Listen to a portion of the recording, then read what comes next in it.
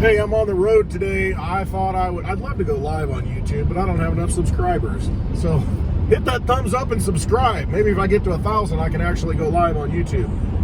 But right now I got to record it. But I'm not in the Digibug. I'm traveling. Got something going on. I'm going to be traveling next week. Going to be going to Plano, Texas for the big meetup with LITECOIN Lisa, happy hour. Going to be live in Plano, Texas. I mean, if you can make it there, that'd be pretty awesome. Like I said, there's an open bar and hors d'oeuvres, pretty fancy hors d'oeuvres. Lisa showed me some of them. And I'll be eating them. Does it look like I'm starving though? So, Plano, Texas. Check out the link below because I'm going to put that down there. Actually, just go to clintwestwood.net. This makes my life easier. Go to clintwestwood.net. Click on the Happy Hour Road Tour Show 2021 at the top. Can't miss it. It's a black and white website. It's the big letters at the top. Click on it and you'll find out where I'm going to be with Lisa for our Happy Hour Road Show. Plano, Texas is next Friday, the 24th. And then the crypto class on Saturday. If you want to learn about cryptocurrency, basically setting you up, I got the Monarch shirt on, setting you up the Monarch wallet, sending you Litecoin, courtesy of ChangeAngel, our sponsors for this. And it's pretty awesome. Glad, I used to do this stuff for free and only got so much money to go around. So I'm so thankful we have good sponsors now that get us there and allow us to do these things. All right. So the Plano, Texas, there is a charge. It's $100 a ticket, but it's open bar and like I said, hors d'oeuvres and live happy hour show. So pretty neat stuff. Hopefully I'm going the right way here. I don't have my map on.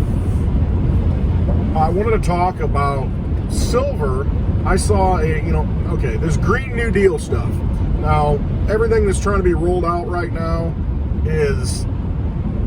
it's about climate change. We just heard the Pretender-in-Chief the other day, yesterday I think it was, talking about climate change. The state of Illinois, they're talking about climate change. They're wanting to eliminate carbon, eliminate coal, in favor of windmills and solar. And you know what? I'm all for clean energy, if it's truly clean energy. What do they do with those blades of those windmills when they go bad? Do they recycle them or they just bury them? Look that up. And they do go bad. They're not easy to fix. And how much goes into it as far as producing it? What kind of fossil fuels? I mean, all those dinosaurs, how many of those traditional fuels go into creating these things? The same with solar panels. So there's an upfront cost. And then solar panels use silver. And I've been reading there are starting to be some supply crunch issues with acquiring the necessary items for solar panels, including silver. And silver's what price per ounce? I mean, we've seen shocks in lumber. We've seen shocks in the automobile industry. I mean, that's a ridiculous thing. I've just been kind of looking at it. I don't pay attention much, but I've looked recently, and my brother-in-law is a car space salesman for a long time, and was talking to him just last night or the night before about vehicles and what's going on. They usually have, I don't know, something like 300 cars on the lot. Now they have 30. I mean, it's absolutely ridiculous. They have nothing. And the ones that are coming in, they're selling for over sticker. Over sticker. When have you ever paid over sticker for a vehicle? Unless, you got to finance it and, whatever, you're underwater on another vehicle on a trade-in or something. But you could go to a dealer and you never pay the sticker price. It's always kind of the running joke. It's like, oh, no, I'm not paying full price for that. Give me some discounts. Not anymore. And I've started looking because I'm curious. There's nothing. And you can basically, at this point, reserve cars that are coming in. Certain models, that's what you have to do. There's one in particular, an SUV that usually sells for around $40,000. They're charging $5,000 over sticker. It's at the local dealer because they can't get them. And when they do, they're like that. And people are buying them unseen, not even shipped yet. So, it's getting kind of silly. So you see those things happening. You see those supply crunches and you see the food. I was in Walmart the other day looking and pay with Litecoin at Walmart. Wouldn't that be wonderful? But you know what? You can do that right now with the Litecoin card, which I have in my wallet. But it would be better for Walmart to take Litecoin natively, because they're not going to pay the transaction fees that the Visa network is charging them when you use other cards. There's a Walmart truck, no coincidences. But it would be much better for them to take cryptocurrency, Litecoin, when at payment, because there's no chargebacks and the fees are so low. You can send $100,000, $1 million for that matter, it's less than a penny on Litecoin. Absolutely ridiculous.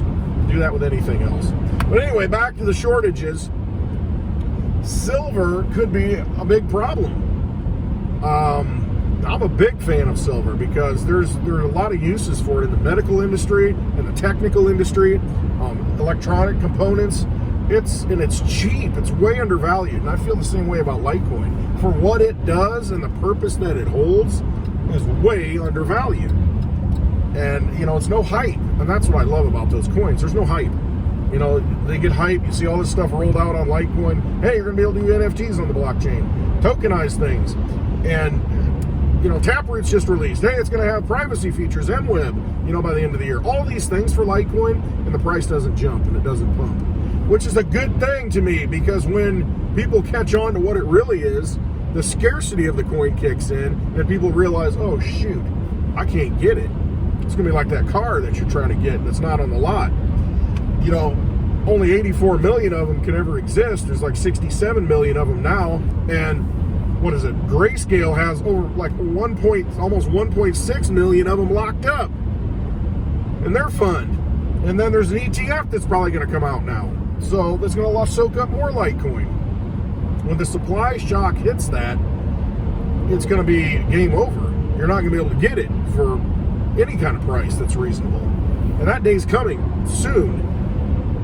So anyway, silver's the same way. Silver is necessary for all the components. All this phone I'm talking on. All these electronic components that we just throw in a landfill, don't recycle, or just throw in a closet somewhere in a box. There's silver in those. It gets used up. And the ratio of silver to gold coming out of the ground, I think this is conservative at this point. It's a 9-to-1 ratio. So every ounce of gold that comes out, 9 ounces of silver come out. So just for argument's sake, let's say it's 10-to-1 to make the numbers easy. All right, so you get an ounce of gold, let's say it's $2,000 an ounce. Okay, so if it's a 10-to-1 ratio, silver should be, a tenth of that. That should be $200, right? Not even close. Silver's like $24. And gold's, $1,800 right now. So absolutely ridiculous, way undervalued. And when, like the governments of the world are doing, they're going to print a bunch of money to stimulate this Green New Deal economy, to fight climate change. When they do that, how much of that silver is going to be eaten up? And look at the process to extract silver out of the ground. That's not such a clean thing. They talk about clean energy. Look what it takes to get that out of the ground. So, when that hits, you think the supply shock for cars and lumber and toilet paper, things like that, are bad. There's all kinds of other supply issues, cushions and mattresses and all these, petroleum-based products. There's a shortage of this stuff. The supply chains are tight. What happens when silver becomes tight and people realize we can't get anymore? You're going to have to pay up. You're going to have to pay up with a lot more dollars. And they'll just print more dollars up. So there's going to be more dollars chasing a scarce asset. So the price of that in dollars of that is going to go up. So you might want to, so you might want to look at kind of getting into that. It just seems like a no-brainer to me. So, I don't know. The world, we have scarcity all over the world. There are things that people want, and you can print as many dollars as you want. At some point, you can't get it because you can't get it out of the ground fast enough, or you can't produce it in the factory fast enough. It does not matter how many dollars you print at some point.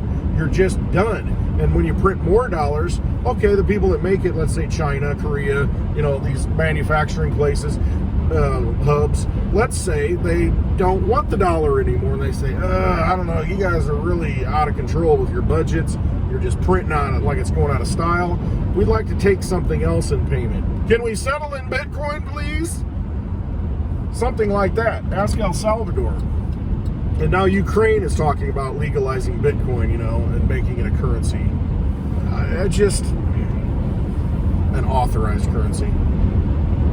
So it's an emergency situation. There's an ambulance right next to me. It's an emergency, you know, broadcast here. We've got things that are running out, dollars being printed into oblivion. The United States empire is dying and crumbling. We have no leadership. We're in a situation where, is it recoverable at this point, or does it just have to break completely and we start over? That may be the case, but if that is the case, sound money is going to have to come into play, because once people lose confidence in the money system, you got a big problem. You're going to have to earn that confidence back, and that's going to be a difficult thing.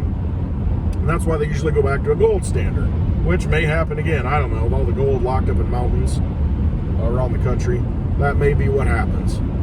But that's not the scarcest asset out there. The scarce assets out there now are certain cryptocurrencies, because can't make any more of them. There's only so many that are ever going to exist. Litecoin's one of them. Way undervalued. 180 bucks today. Way undervalued for something like that. Blows my mind. That's all right.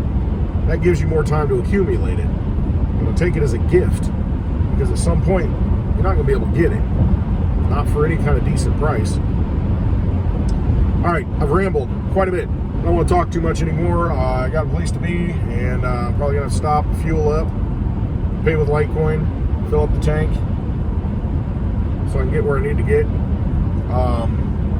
Check out my website, though, clintwestwood.net. See where I'm going to be with Litecoin Lisa. The end of the year, we're looking at... Let me stop this. All right, y'all have a great day. Love y'all.